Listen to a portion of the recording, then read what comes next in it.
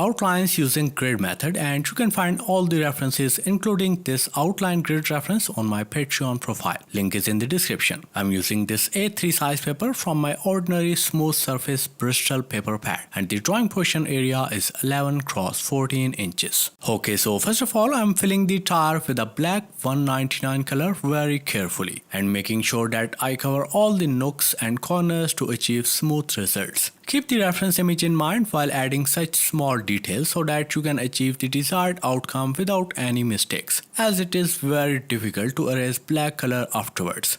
For the highlights in the tire, I'm using a white 101 and adding these lines to make this area lighter. This step will make the tire look more 3D and realistic, just like this. Now to add brighter highlights and to make the rim shiny, I'm going to use my Jelly Roll pen to add these different types of curved and straight lines. This will make the tire rim look metallic and shiny. Moving on to the body of the car, and I'm filling the area using blue 110 with variable pressure to add different shades. For the shadowed portion, I'm using 151 and filling the area thoroughly, keeping the reference image in mind. I'm going back and forth with these lighter and darker colors to shade the required area. Now to blend these shades together, I'm using a blender pencil over them. I'm using this white blender pencil by Derwent, which you can find from any art store nearby. To fine tune the highlights, I'm using white color to give the area a metallic and more defined look. By the way, you can use Faber-Castell Classic Color Pencil Set if you don't have these polychromos. Now for the thicker and brighter highlights, I experimented using this Snowman white pigment marker and added these extra bright highlights in these wide and bigger areas, which turned out better than the Jelly Roll pen. And then to fine tune these highlights and to add smaller intricate ones, I'm using my Jelly Roll pen. Now as you can see, these highlights look unblended, so I'm using my blender pencil and going over them to smoothly blend them with the previous layers.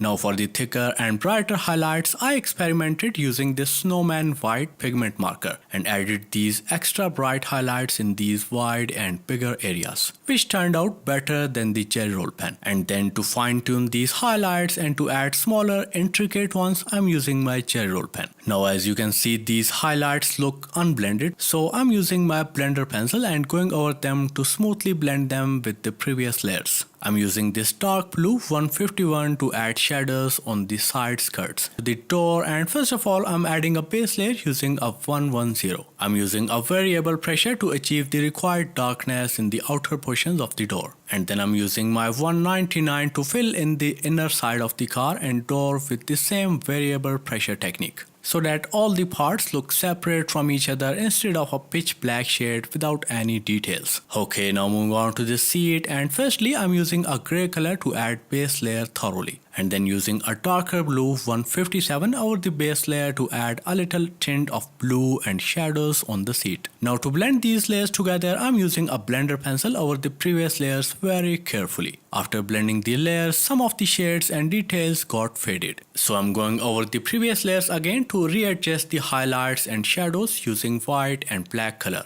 To make the area look more realistic and 3D, I'm adding sharp and brighter highlights using a Jelly Roll pen. I'm adding these small lines in the direction of the parts of the car's interior and then blended the sharp edges using my blender pencil. This will make the highlights look softer from the ends and brighter in the center, just like this. Now for the contrast in the door, I'm using 247, mainly focusing on the sides of the door. To blend and add some highlights in the center of the door, I'm using white color over it. This step will help the previous blue to blend with the rest of the layers. I'm also using blender pencil in the areas where I need a smoother look. Moving on to the side mirror, and I'm going to repeat the similar process of defining the outline first using black and grey color, and then adding a base layer and contrast using blue. For the highlights, firstly I'm using a white color, and then to further fine tune them and to add brighter ones, I'm using my electric razor afterwards. I'm adding these small lines and dots very carefully to make the mirror look shiny and 3D. Now I'm using my Jelly Roll pen to add these fine highlights along the bottom of the door, just like this. Moving on to the windshield, and this portion inside it doesn't have a lot of colorful details to it. So I'm darkening the directional lines first using black color and also filling in the darker areas with the same color afterwards. For the seats, I've already added the base layer using black color with less pressure and now adding second layer over it using a gray color. This step will give the seat grayish look and it will also blend the previous base layer. Now to add highlights, I'm using a white color with a sharp tip to add the small and softer highlights in the seat and surrounding areas. Such highlights and details are very important in a realistic drawing. So make sure not to skip these teeny tiny details. To make the interior look more shiny, I'm adding these small highlights using a jelly roll pen.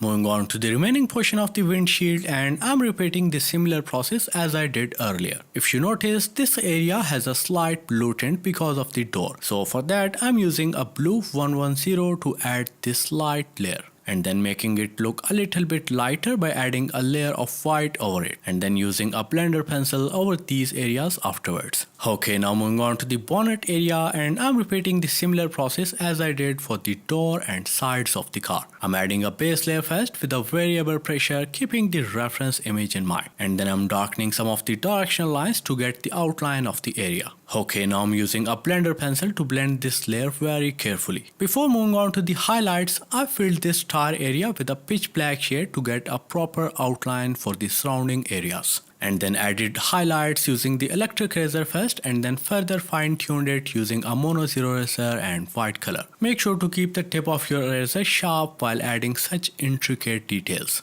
You can rub it on a rough and textured surface like this to get a clean and sharp tip. Now for the highlights in the bonnet, I'm using a white color first and then adding contrast and shadows using black and darker blue color in the required areas. Moving on to the right door, and first of all I'm adding a base layer using blue 110 with lesser pressure in the lower portion of this right door, and then adding the darker shade by maintaining the higher pressure in the upper portion using the same 110. I'm also darkening the frame of the door and side mirror with black color. Make sure to fill this black very carefully only in the required areas because it is very difficult to fully erase a black color. Moving on to the window of the car, and I'm adding a base layer using 231 first, and then adding a little tint of blue using 110 with a lighter pressure, and then I'm blending these layers using a blender pencil afterwards. Before moving further, I'm going to grab white color and rub it on a scraper like this to get a sharp tip for fine details. I'm using this color to add these intricate and soft highlights in the side mirror and other parts of the door. Now for the extra bright highlights and details, I'm using a jelly roll and adding these small lines and dots over the previous ones to make them look more crisp and shiny. To make the edge of the door straight and sharp, I'm firstly sharpening the tip of my electric razor and then erasing the excess outline and spilling of the color to get a proper shape, just like this. For the rim of the tire, I'm repeating the similar process of shading and highlighting as I did before in the back wheel. Okay, now moving on to the bumper, and first of all I'm adding a base layer using 110 with a lower pressure and then increasing it gradually to build the shade. And then I blended this layer with a blender pencil afterwards. Now when I added the next layer over this blended area, the shades were not showing up as they should due to smoothness of this area. So never use a blender pencil if you want to add darker layers in the future, as it will smoothen the surface so much that the next layer will slip and not show as dark as it should. As you can see in this area clearly that the black is not working as it should, and to achieve the required shade like the reference image, I had to switch the color to match this shade. So now I'm using this 247 in these darker areas to get the desired outcome. Now I'm shading the highlights and grill with a black color by keeping the pressure variable to achieve required darkness. Make sure to keep your color sharp while adding such thin details. Okay, so the lower right portion is darker in the reference image. So I'm adding base layer first and then adding contrast and shadows using darker blues. Now filling the rest of the portion and adding shadow beneath the car as well. I'm adding the details just like the way I did before for the rest of the car. To make the lights look shiny, I'm using a jelly roll pen and adding these curved lines and dots. I'm also adding small details on the bonnet and bumper as well using jelly roll pen and white marker. Now I'm using a blender pencil to blend the edges of these bright highlights I've added with the white marker. For the grille on the front, I'm adding this brighter line first and then adding the softer horizontal lines using the same white color pencil. And with this last step, we are done with this realistic BMW i8. After the shorts and cringe content took over the YouTube, it is really hard nowadays to get the recognition which the art instructors deserve. So please leave a like and share this video with your friends. It helps me a lot as an artist. So thank you so much for watching, and I'll